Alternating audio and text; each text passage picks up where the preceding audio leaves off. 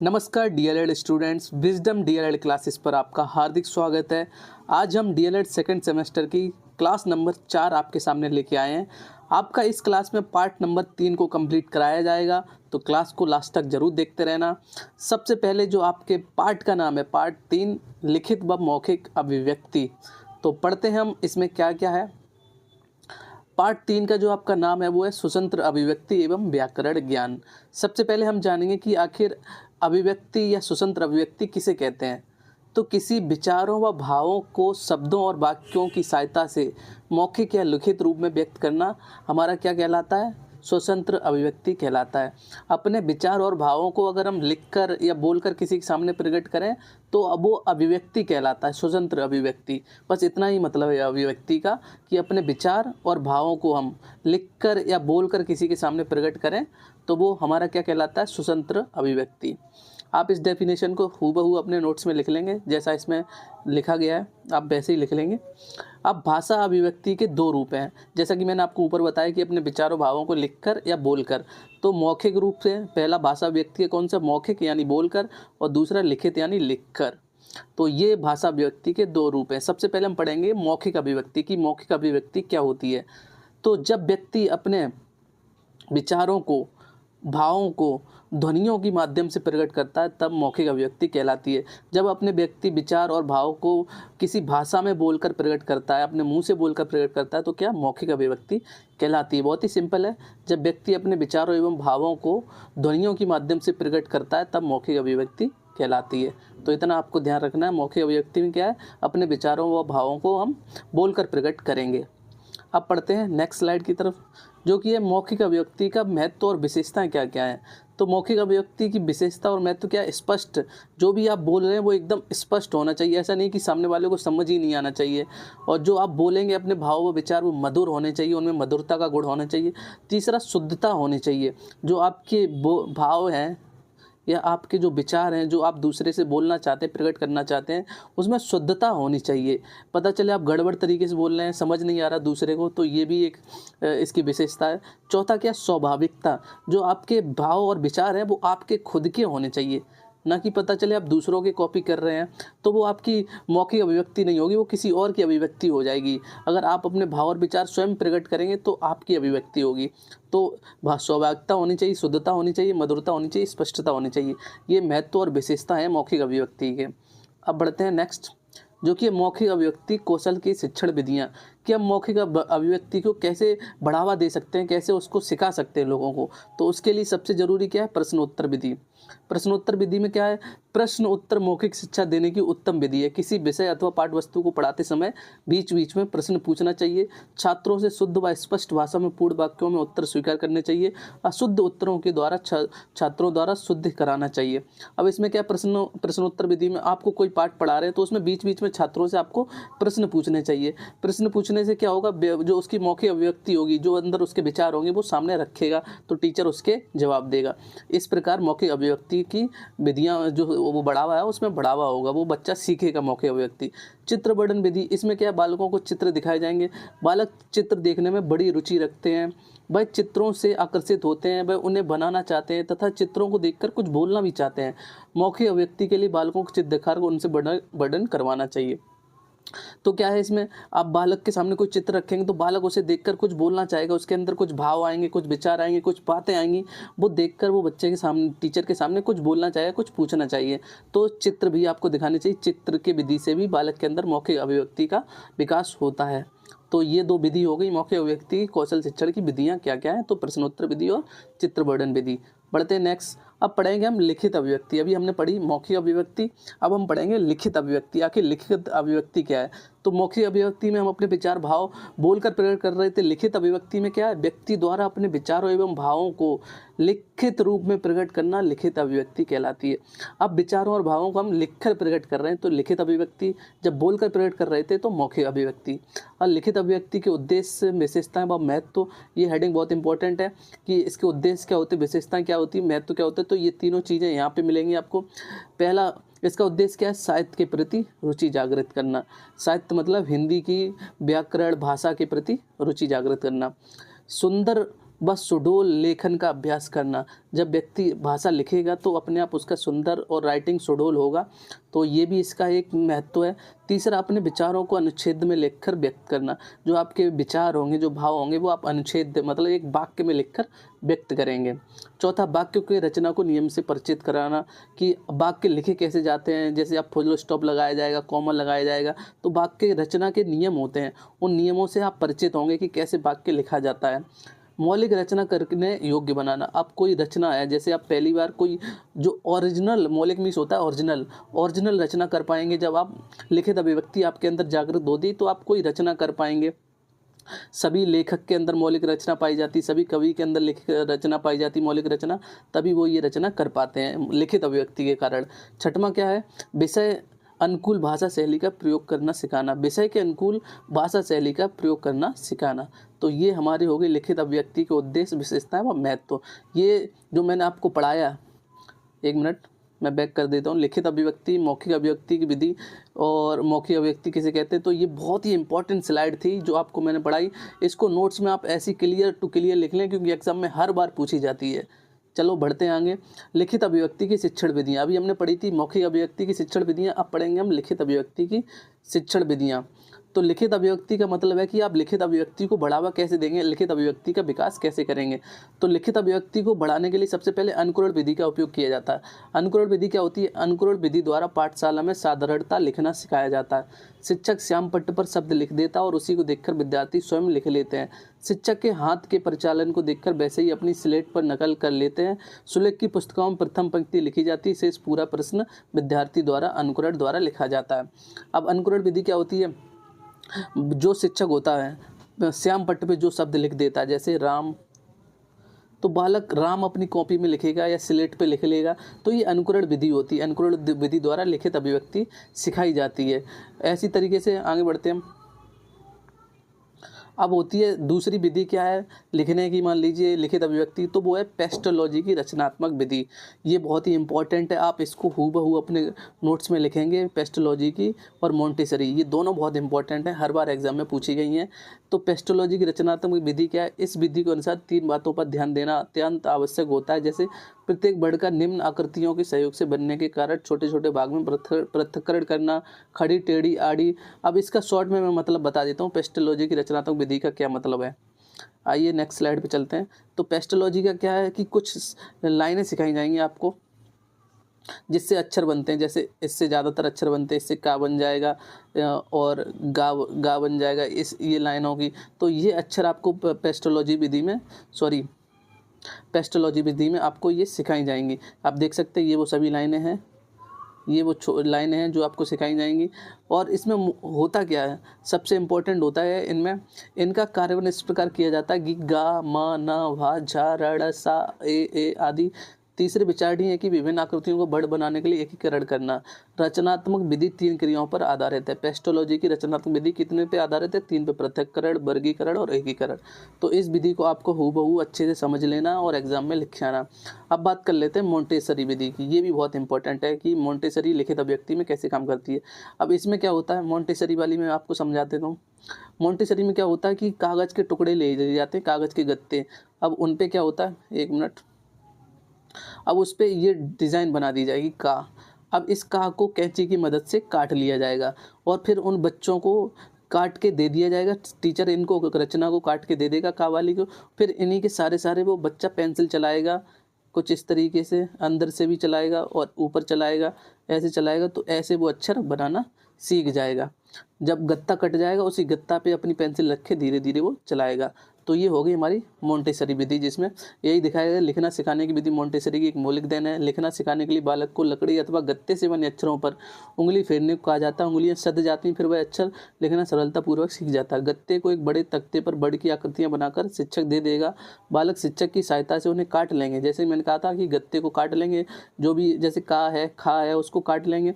अब गत्ते में कटी हुई आकृतियाँ रह जाएंगी, अतः नीचे कागज़ रखकर उसके गत्ते के नीचे कागज़ रख लेंगे और उस गत्ते पे हम पेंसिल फराएंगे तो वो नीचे लाइन अपने आप बनती जाएगी और बच्चे अक्षर बनाना सीख जाएंगे और लिखना सीख जाएंगे। तो ये हमने पढ़ा दिया आपको पेस्टोलॉजी की रचनात्मक विधि और मोंटेसरी की विधि। पढ़ते हैं नेक्स्ट स्लाइड की तरफ। नोट्स आपको एकदम क्लियर से बना के चलना है, बिल्कुल एक एक नोट जो मैं पढ़ाते जा रहा हूँ वो बना के चलना, तभी 25 में से 25 स्कोर आपका आने वाला है। अब ये खत्म हो गया, मौखिक और लिखित अभिव्यक्ति आपका खत्म हो गया। अब हम पढ़ते हैं कि शब्द का अर्थ क्या होता है, शब्द किसे कहते हैं। तो सबसे पहले हम जान लेंगे, एक या एक से अधिक वर्णों या अक्षरों के मेल से बनी सार्थक ध्वनि को शब्द कहते हैं। एक या एक से अधिक वर्ण, तो पहला वर्ण ले लिया हमने का, दूसरा हमने ले लिया का ल, तो क्या हो गया कल, कल हमारा हो गया। तो दो वर्ड मिले यहाँ पे का और ला, इस प्रकार क्या बन गया, एक शब्द बन गया जिसे कल कहते हैं। इस प्रकार बहुत सारे शब्द बन सकते हैं, बस उसका सार्थक मतलब होना चाहिए तो वो शब्द कहलाएगा। तो आप समझ गए शब्द किसे कहते हैं। इसकी डेफिनेशन आप रट लें, एक या एक से अधिक वर्णों के अक्षरों से मिलकर बनी ध्वनि को हम क्या कहते हैं, शब्द कहते हैं, सार्थक ध्वनि को। शब्दों का वर्गीकरण, शब्दों के प्रकार भी कह सकते हैं। शब्दों का वर्गीकरण किस किस आधार पर, सबसे पहले हम पढ़ेंगे अर्थ के आधार पर। अब सबसे पहला अर्थ के आधार पर क्या होता है, सार्थक शब्द। सार्थक शब्द वे शब्द होते हैं जिनका कोई ना कोई अर्थ होता है। कल, जल, ये शब्द क्या है, ये सार्थक शब्द, इनका कोई ना कोई अर्थ है।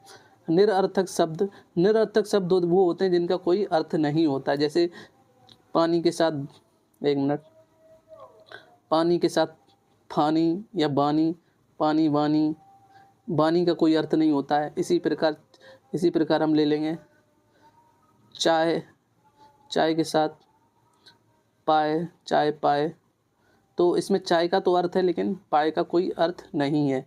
तो समझ में आ गया आपको निरर्थक शब्द किसे कहते हैं। इसी तरीके से एकार्थी शब्द, एकार्थी शब्द वो शब्द होते हैं जिनका एक अर्थ होता है। अनेकार्थी शब्द वो होते हैं जिनके बहुत सारे अर्थ होते हैं।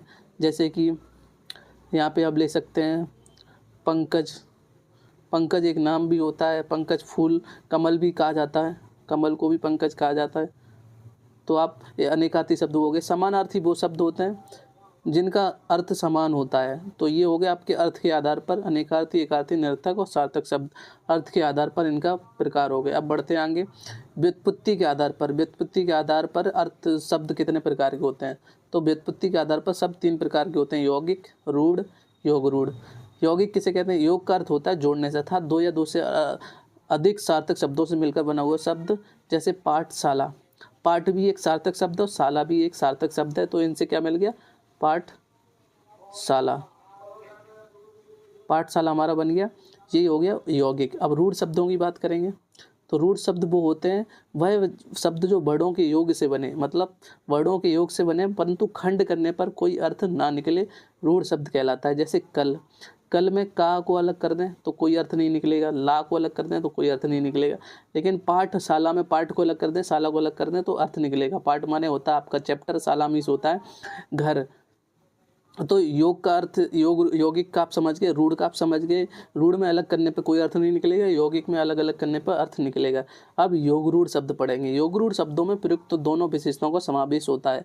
जैसे कि दोनों विशेषताओं क्या क्या, कि अगर इन्हें अलग कर देंगे तो भी अर्थ होगा, अगर नहीं करेंगे तो भी। जैसे अब जलज को है, जलज, यौगिक और रूढ़ की दोनों की विशेषता इसमें है।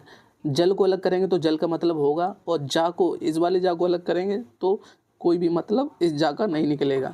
तो रूढ़ की भी इसमें विशेषता है और यौगिक की इसमें विशेषता है। तो योग रूढ़ में दोनों की विशेषताएं होती हैं, योग रूढ़ शब्द कहलाते हैं। ये व्युत्पत्ति के आधार पर हो गए। अब हम पढ़ेंगे रूपांतरण प्रयोग के आधार पर।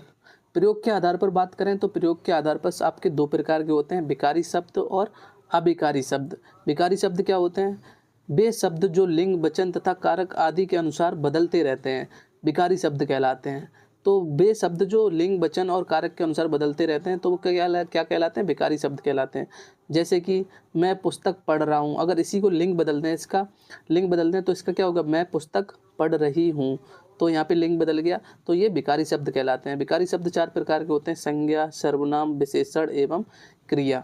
इसी प्रकार हम पढ़ेंगे अब अविकारी शब्द। अविकारी शब्द किसे कहते हैं, वे शब्द जो लिंग, वचन, कारक आदि के अनुसार नहीं बदलते हैं, अविकारी शब्द कहलाते हैं। जैसे धीरे धीरे, अब धीरे धीरे में हम लिंग, वचन, कारक क्या चेंज करें, कुछ नहीं चेंज कर पाएंगे। किंतु, अरे, इसमें कुछ चेंज नहीं होगा, तो ये लिंग, वचन, कारक के अनुसार नहीं बदलेंगे, इसलिए ये अविकारी शब्द कहला जाएंगे। तो ये हो गया आपके प्रयोग के आधार पर शब्द कितने प्रकार के होते हैं। अब पढ़ते हैं इतिहास या उत्पत्ति के आधार पर। अगर इतिहास की बात करें तो पहले होते थे तत्सम शब्द, वे शब्द जिन्हें संस्कृत से हिंदी में ज्यों का त्यों ले लिया गया, तत्सम शब्द कहलाते हैं।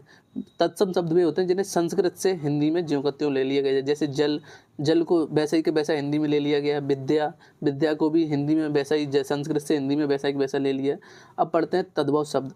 तद्भव शब्द वे शब्द है जिनका रूप परिवर्तन हो चुका है। संस्कृत के शुद्ध शब्दों से निकले विकृत या विकसित शब्दों को तद्भव शब्द कहते हैं। तद्भव शब्द वे हैं जो संस्कृत से निकले हैं, उनका विकास हो चुका है। जैसे कि दूध, संस्कृत में दूध को क्या कहते हैं? दुग्ध। क्या कहते थे? दुग्ध। अब इसका विकास हो गया, अब इसको हम दूध कहने लगे। क्या कहने लगे? दूध। तो अब ये बदल गया, तो ये तद्भव शब्द हो गया। जो संस्कृत से निकले और उनका विकास हो गया, विकृत हो गए, विकसित हो गए, तो वो क्या हो गए? तद्भव शब्द कहलाने। जैसे जीव, एक मिनट, जैसे आपका आगे की स्लाइड पर पढ़ते हैं हम। जैसे आपका हो गया जीव। जीव को हम क्या कहते थे इससे पहले? जीवा। जीवा संस्कृत में। अब इसका विकास हो गया, अब ये जीव कहलाने लगेगा। तो अब आपका जीव तद्भव हो गया और जीवा हो गई आपकी तत्सम। तो ये संस्कृत से निकला हुआ। अब बात कर लेते हैं देशज शब्द की। देशज शब्द कौन से शब्द होते हैं? देशज शब्द वे शब्द होते हैं जिनका विकास भारत में हुआ, अपने देश में हुआ है। तो वो होते हैं जैसे दाल, दाल अपने देश में, दाल, रोटी, ये शब्द हो गए हमारे देशज शब्द। ये विदेश में यूज़ या बाहर यूज नहीं किए जाते, हमारे देश में यूज़ किए जाते हैं। अब विदेशज शब्द कौन से हैं? विदेशज शब्द हो गए आपके सबसे पहले डबल रोटी, डबल रोटी, ये विदेशी शब्द हो गए। ट्रेन, ट्रेन, ये आपका विदेशज हो गया। और यहाँ पे तो इस प्रकार ये आपके विदेशज शब्द हो गए। अब बढ़ते हैं नेक्स्ट स्लाइड की तरफ। विराम चिन्ह। अब विराम चिन्ह हम पढ़ेंगे। हमने अभी तक क्या क्या पढ़ा? हमने पढ़ा सबसे पहले मौखिक अभिव्यक्ति, लिखित अभिव्यक्ति, उसके बाद हमने शब्द किसे कहते हैं, उसके बाद हम आ गए विराम चिन्ह पे। शब्द व शब्द के प्रकार पढ़े, अब आ गए हम विराम चिन्ह पे। विराम चिन्ह सबसे पहले पढ़ेंगे। विराम चिन्ह का मतलब क्या होता है? विराम का अर्थ है रुकना या ठहरना। वाक्य को लिखते समय अथवा बोलते समय बीच बीच में कहीं थोड़ा बहुत रुकना पड़ता है, जिससे भाषा स्पष्ट, अर्थवान एवं भावपूर्ण हो जाती है। लिखित भाषा में इस ठहराव को दिखाने के लिए कुछ विशेष प्रकार के चिन्हों का प्रयोग करते हैं। इन चिन्हों को ही विराम चिन्ह कहा जाता है।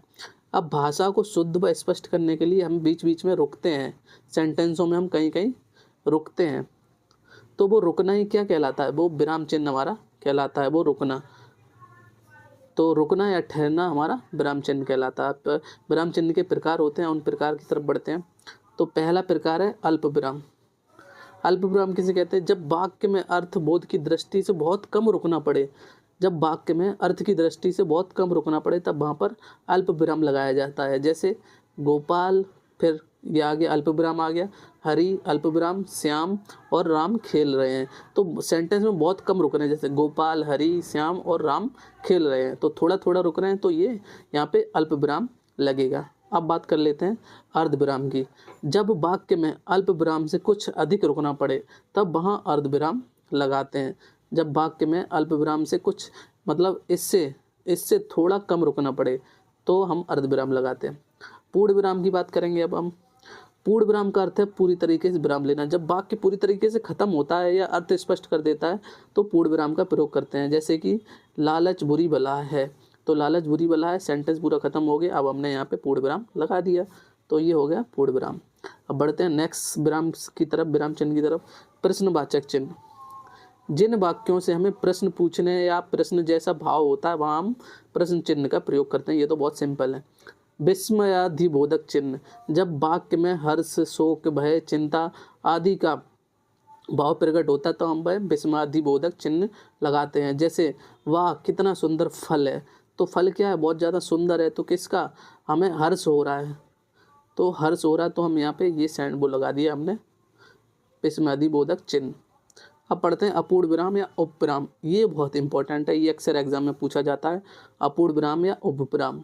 जब किसी बात को कुछ अलग करके ही बताना हो, तब अपूर्ण विराम का चिन्ह लगाया जाता है। जैसे किसी ने ठीक ही कहा है, अपूर्ण विराम, लालच बुरी बला है। अब लालच बुरी बला को हम कुछ अलग से कहना चाहते हैं, तो क्या लिख दिया? किसी ने ठीक ही कहा है, लालच बुरी बला है, और बीच में यहाँ पे लगा दिया हमने, ये है हमारा उपविराम, दो बिंदी वाला उपविराम कहलाता है। तो इस प्रकार अपूर्ण विराम, उपविराम आप सबको समझ में आ गया हो, आई होप समझ में आ गया होगा।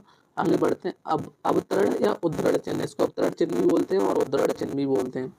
अब अवतरण चिन्ह किसे कहते हैं? किसी कही हुई बात को उसी तरह के प्रकट करने के लिए अवतरण चिन्ह का प्रयोग करना पड़ता है। कोई बात कह रहा है, अगर उसे उसी तरीके से प्रकट करना है तो हम अवतरण चिन्ह का प्रयोग करेंगे। जैसे राम ने कहा, किसने कहा? राम ने कहा। अब राम ने कहा तो उसी तरीके से प्रकट करने के लिए हम ये लगा दिया, राम ने कहा सत्य बोलना सबसे बड़ा धर्म है, तो ये हमारा अवतरण चिन्ह लग गया। अब पढ़ते हैं लाघव या संक्षेपक चिन्ह। किसी बड़े तथा प्रसिद्ध शब्द को संक्षेप में लिखने के लिए उस शब्द का पहला अक्षर लिखकर उसके आगे शून्य लगा देते हैं, यह शून्य लाघव चिन्ह कहलाता। लाघव या संक्षेपक चिन्ह वो होता है जब किसी वाक्य को या शब्द को हमें शॉर्ट में लिखना होता है। जैसे उत्तर प्रदेश के लिए ऊ बना दिया, जीरो लगा दिया, प्रदेश का प्रा बना दिया और जीरो लगा दिया। तो इस तरीके से लाघव चिन्ह का प्रयोग इस प्रकार किया जाता है जब शॉर्ट में किसी चीज़ को लिखना होता है, तो ये लाघव या संक्षेपक चिन्ह। बढ़ते हैं नेक्स्ट, हंस पद। हंस पद क्या होता है कि जब कोई सेंटेंस हम लिख रहे हैं उसमें कोई वाक्य छूट जाता है तब हम वहाँ हंस पद का प्रयोग करते हैं। जैसे कि जायसी शाखा के कवि थे, तो हम यहाँ पे एक वाक्य भूल गए तो हमने ये निशान लगा दिया और ऊपर लिख देंगे प्रेम मार्गी शाखा के कवि थे। जैसे अब एक सेंटेंस हम ही ले लें, राम जाता है, अब हम भूल गए कहाँ जाता है, बस इतना ही लिखा राम जाता है, तो हम यहाँ पे ये वाला लगाएंगे और लिख देंगे राम स्कूल जाता है, घर जाता है, तो ये हमारा हो गया हंस पद का चिन्ह, इसी के ऊपर लिख देंगे। अब बढ़ते हैं नेक्स्ट स्लाइड की तरफ। सॉरी, एक और रह गया आपका इतिश्री। अब पढ़ेंगे हम इतिश्री के बारे में। इतिश्री किसी रचना की समाप्ति पर इस चिन्ह का प्रयोग किया जाता है, जैसे स्टार स्टार स्टार। इतिश्री चिन्ह बहुत प्रकार का होता है, ऐसा मिल जाएगा आपको, ऐसा मिल जाएगा, डॉलर का मिल जाएगा। इतिश्री का मतलब होता है जब कोई पार्ट, कोई चैप्टर, कोई रचना खत्म हो रही हो तो वहाँ पे हम इस चिन्ह का प्रयोग करते हैं। तो ये हो गई आपकी इतिश्री। यहीं पे आपका चैप्टर आज का ख़त्म होता है। आपने आज क्या क्या पढ़ा? सबसे पहले मैं आपको स्क्रीनशॉट दिखाने के लिए पूरा आपको शुरुआत से लेके एक बार फिर समझा देता हूँ। चलते हैं लास्ट में 1 मिनट, जहाँ से चैप्टर स्टार्ट हुआ वहीं पे चलते हैं हम। आप एक एक करके स्क्रीनशॉट ले लें और नोट्स अपने क्लियर से बना के चलें, तभी आपके 25 में से 25 मार्क आएंगे डीएलएड सेकंड सेमेस्टर में। तो चलते हैं, ये था हमारा पार्ट 3 जहाँ से हमने स्टार्ट किया था आज पार्ट 3। तो सबसे पहले हमने पढ़ी स्वतंत्र अभिव्यक्ति किसे कहते हैं, उसके बाद मौखिक अभिव्यक्ति पढ़ी, उसके बाद हमने पढ़ा मौखिक अभिव्यक्ति की विशेषताएं, उसके बाद हमने पढ़ा मौखिक अभिव्यक्ति की शिक्षण विधियां, उसके बाद हमने पढ़ा लिखित अभिव्यक्ति उसकी विशेषताएं, उद्देश्य, महत्व, लिखित अभिव्यक्ति की शिक्षण विधियां पढ़ी, पेस्टोलॉजी की रचनात्मक विधि पढ़ी, मोंटेसरी विधि पढ़ी, उसके बाद हमने शब्द पढ़ा, शब्द का अर्थ पढ़ा, शब्द का प्रकार पढ़े, किस किस के प्रकार होते हैं शब्द के अर्थ के आधार पर, व्युत्पत्ति के आधार पर, रूपांतरण प्रयोग के आधार पर, इतिहास या उत्पत्ति के आधार पर।